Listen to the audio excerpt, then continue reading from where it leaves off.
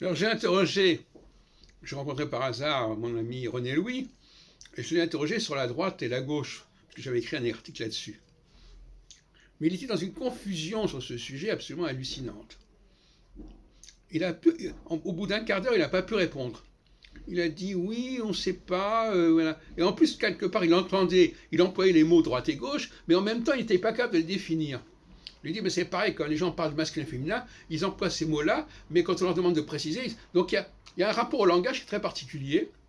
On utilise des mots, on a une espèce de feeling qu'on comprend ces mots et que l'autre comprend ces mots, mais quand on vous demande de préciser ce qu'ils signifient, il n'y a plus personne.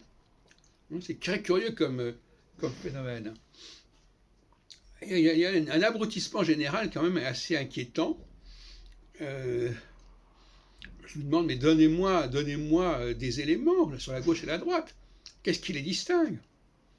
Non, c'est presque viscéral, c'est une sensation comme ça, sémantique, mais qui est indécise, qui est imprécise, qui est confuse. Je lui dis, mais en quoi, par exemple, Éric Zemmour est-il de droite plutôt que de gauche, par exemple? Ou est-ce que qu'est-ce qui est de gauche dans son programme? Voilà, ça le dépassait complètement, ce genre de choses. Et cet abrutissement que je constate, que je ne veux pas généraliser, est assez inquiétant tout de même. Alors, nous avons créé des cafés philo McDo, il y a déjà 3 ans, je crois, pour remédier à ce genre de problème, pour que les gens réfléchissent. Lui, il y a participé, mais apparemment, ça n'a pas beaucoup aidé. Si on ne le met pas en situation, si on ne lui pose pas les bonnes questions, si on lui dit, voilà, dites-moi directement ce qu'il en est, alors là, il n'y a plus personne. Bon. Alors ça m'a quand même pas mal déçu, ce genre de comportement. Peut-être que c'est lié au fait qu'il y a moins de cafés philo que j'organise. Peut-être que c'est lié à l'atmosphère générale, qui fait que les gens ne savent plus très bien ce qu'ils font, pourquoi ils le font. Il faut dire les choses comme elles sont. Ils sont vaccinés parce qu'on nous dit de le faire.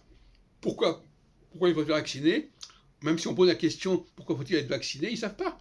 Ils disent qu'il faut être vacciné parce qu'autrement on ne peut pas entrer dans tel et tel endroit. C'est même pas pour des raisons sanitaires.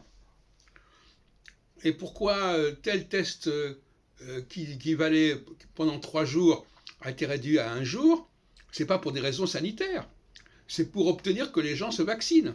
Donc c'est même pas là aussi. Donc les gens ne comprennent plus rien, ils cherchent plus à comprendre, et voilà ce qu'on a comme résultat.